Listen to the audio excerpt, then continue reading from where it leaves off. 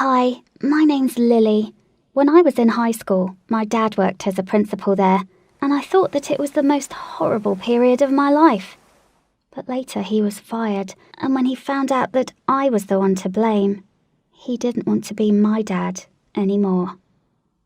My mum died 2 years ago, and it was decided that it would be better for me to live with my grandmother for a little while.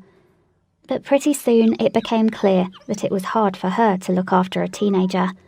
So when I had only 1 year to go till I graduated, I moved in to live with my dad. From the very first day, I understood that it was going to be a tough year. You see, my dad was that type of man who always was very strict and merciless, so to speak. He believed that only severe punishment could change someone's attitude, so nobody liked him as the principal at my new school, and some were even scared of him.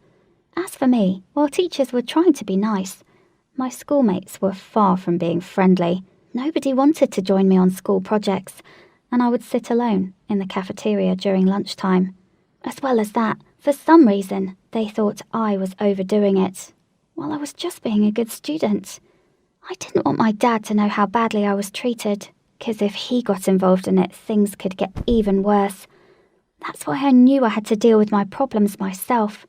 At first I tried to look, less smart, and submitted poorly done work on purpose. But the only thing that influenced was my grades, which got lower. When my dad found out about that, he began reprimanding me for being inattentive and even assumed that I had fallen in love and that it was depriving me of being able to study well. In reality, he wasn't totally wrong. For real, there was this one guy, Tim, who really made me feel nervous whenever I passed him in the hall. But he belonged to that group of guys who usually mocked me the most, so I definitely had no chance to grab his attention, in a romantic sense. And there was another important reason for me to get rid of the principal's daughter label. You know what they say, where there's a will, there's a way. And while I was scratching my head about what else I could do to realise my plan, I happened to appear in the right place at the right time. One day I got punished for my poor grades and had to clean the classroom after a few chemistry labs. But as soon as I got to the door, that was cracked a little bit open, I heard some voices that I was pretty sure belonged to Tim and the other guys from his group. Even though they were whispering, it was clear that they were discussing a prank that they were going to play on the principal, my father. Suddenly the door swung open, hitting me on the forehead so that I fell on the floor, and I saw Tim. For a few seconds we looked at each other eye to eye, and these were the most beautiful eyes that I had ever seen. But then the rest of the group appeared. One girl started saying that I had heard everything, and that I was going to tell my dad everything, and that they would be punished, and even offered to teach me a lesson for eavesdropping. Suddenly it hit me. This situation was probably my last chance to blend into the crowd. I promised that not only would I not tell anybody about their plan, but also I was willing to help with anything that I could. That girl looked at me suspiciously, and Tim winked at me, as if he wanted to say that it was a deal. The next day, we went to implement our plan.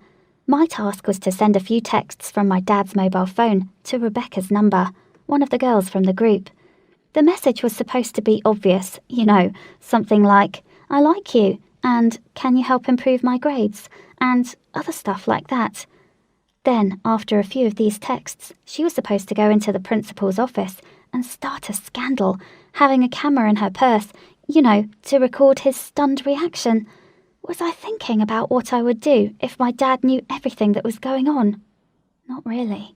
I was too focused on hanging around with a group of cool guys at school. In addition, Tim said that I was extremely brave for taking part in this, and that had immediately made him interested in me, so I was so excited about everything. However, our funny joke turned out to be far from the way we saw it play out, or at least, definitely not how I had intended. When Rebecca was already acting out her injured innocence scene in the principal's office, his secretary walked in. Rebecca couldn't admit that everything was just a joke, because she was afraid of being expelled. Dad's secretary had always been quite an unpleasant old woman. She took this and ran with it, promising to not keep quiet about it. So, long story short, after hearing in front of the disciplinary committee, it was decided that he would step down as principal so that the story didn't really go public. Dad was devastated. He couldn't find another school job in neighbouring towns and cities because there was no vacancies in the middle of the school year. And since the town we lived in was so small and there were simply no other schools there, the only job he could get was at a construction site, which apparently was quite different from the one he had gotten used to. I felt really sorry for my dad, especially since I knew exactly what had happened. But at the same time, I was no longer the principal's daughter, which definitely made my life at school easier. Even more, Tim and I began dating, and he continued to admire me and made me feel happy and inspired. Several months have passed since these occurrences, and I graduated from school and was already packing my stuff to go to college. But I still couldn't get rid of that bad aftertaste from this story. You know, Dad couldn't even show up at my graduation after all that. I think he got even more grey hairs on his head.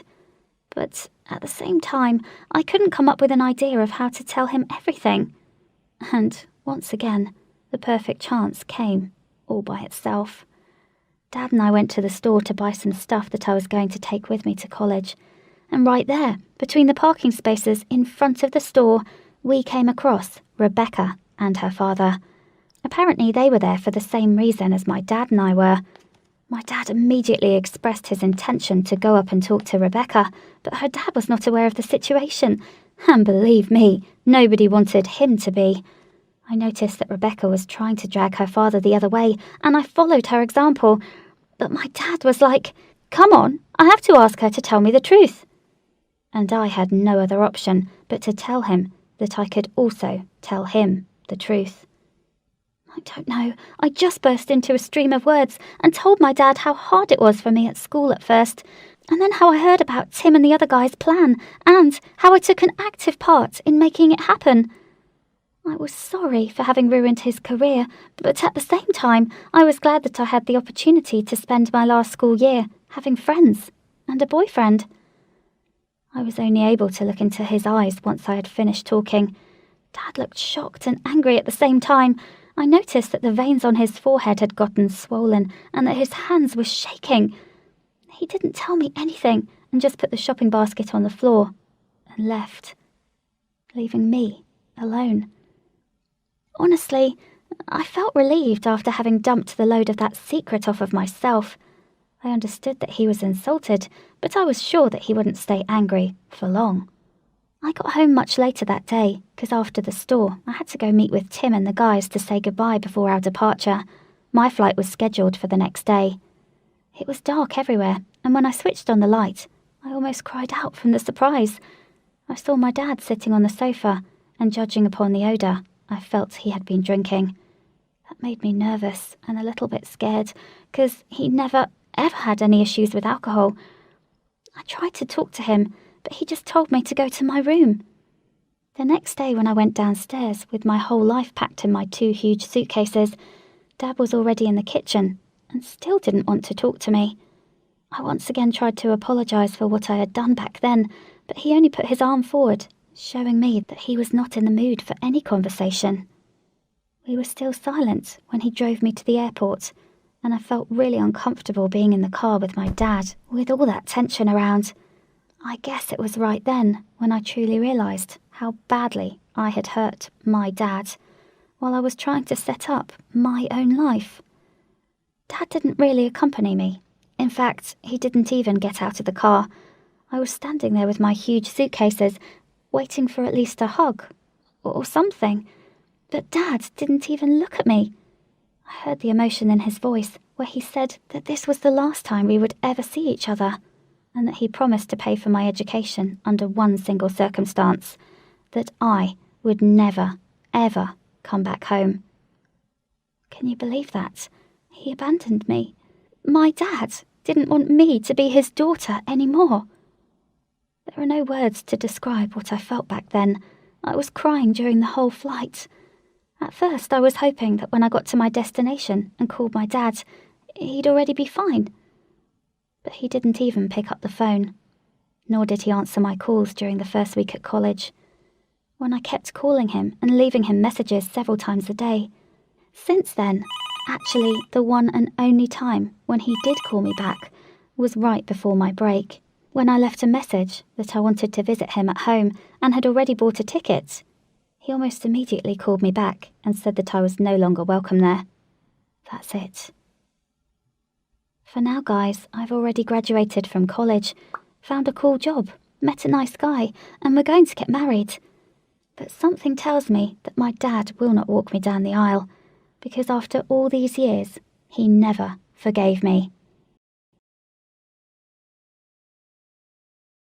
This is the story about how my pet lobster has changed my life. I know it sounds absurd, all the parts of it, but believe me or not, let me tell you how this happened from the very beginning. To start with, I'm Tony, and I'm kinda agoraphobic, which means I don't feel comfortable staying indoors. I have several years of therapy behind, and in the meantime, have learned to live my life peacefully with this condition. I can even come out to shops nearby, not far from home though. All the other time I'm home freelancing, surfing web, and being visited by my two best friends, who are more like bros for me. The only thing that freaks me out is that I can't travel, and traveling has always been my dream. Well, you need to be happy with what you have. I have a soft spot for fish and seafood. I eat a lot of fish, and as far as I can't go out, I prepare my food from scratch. It means I have a healthy working relationship with my local fishmonger. Every single trip, he will have some wild-caught, exotic, fancy, or otherwise intriguing catch. That day was no different. I walk in looking for some fresh fish when the fishmonger is like, "Ah, my friend, only the best for you. I have the special stock out back." Of course I want the special stock. So he goes out back and brings back this little fella, a lobster, beautifully blue, with just one antenna. He puts it on the table. It wiggles that little antenna at me. And in that moment, I decide that the lobster in front of me is special. I look into the lobster's eyes and feel that the moment I emotionally connect with a bloody lobster. I decide that I don't want to eat it, but to have it as a pet. I've even got a name. For me, he is Walrus. So I take him home and find myself in a hard position. I can't eat it. You don't eat pets, right? Otherwise, what should I do? I search on the web looking up lobster information, trying to work out how I will keep Walrus in my room. Eventually, I realize that there is no way of keeping him. I try to find someone who wants a pet lobster. Nothing. So I come to a conclusion that I need to set Walrus free back into the sea.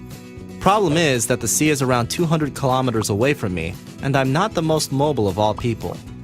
Suddenly, I notice that Walrus doesn't look very lively, and realize that without a water tank, our friendship will finish very soon. So I go on a panicked frenzy calling my friends and giving them an incoherent explanation on my new pet. They both fully understand, like, save the lobster? I'm in! Pick me up with a car and we head off to the supermarket to buy a water tank, sea salt, ice, water, and cod and carrots. I've googled what lobsters eat and got pretty confused, so we take both. As soon as I fill the tank with iced salty water and put Walrus in it, I see that he feels better. It's not ideal, but should keep him hydrated. Now we are supposed to bring him to the sea as quickly as possible. So we start off. I'm around my pet lobster all the time, trying to feed him, and only thinking about how to keep him alive for 2 more hours. It goes okay for 170 kilometers towards the sea, but when it's only 30 to go, I notice he has become unresponsive. I try to get him to do stuff, gently brush his eyes, click his claws, but to me, it's clear he is dead. So there I am, a big man crying over a lobster. We think it would be anyway nice to bury him in the sea where he belongs, so we make the rest 30 kilometers in solemn silence. When we come to the beach, I find some seaweed, wrap Walrus in it so it would be like home, and ease him into the wash. We contemplate him for a couple of minutes as I grieve over my pet friend's body, when I suddenly realize his antenna starts slightly moving. I rush to him and stay by his side while he slowly comes to life. Hell, this is one of a resurrection story. After some time, when he seems fully operational again, we push him into the sea and I see him off gladly. I'm still looking at the sea dreamily when suddenly I'm like, wait, am I 200 kilometers from home without a single panic attack? I am shocked. Seems that I was so focused on saving Walrus ASAP that I completely ignored myself being unable to travel far from home. Well, this is something I need to analyze. And you know what? This episode obviously hasn't healed me, but something happened and my phobia has become less fierce. I now start making small trips even outside the city. Not far, but still. I'm now okay with them, and I am thinking maybe one day I would even be able to plan a trip to one of the countries I have always been dreaming about. And each time I am thinking about where to go next, I also imagine my lobster friend running free deep in the sea and feel that Walrus was a special fella.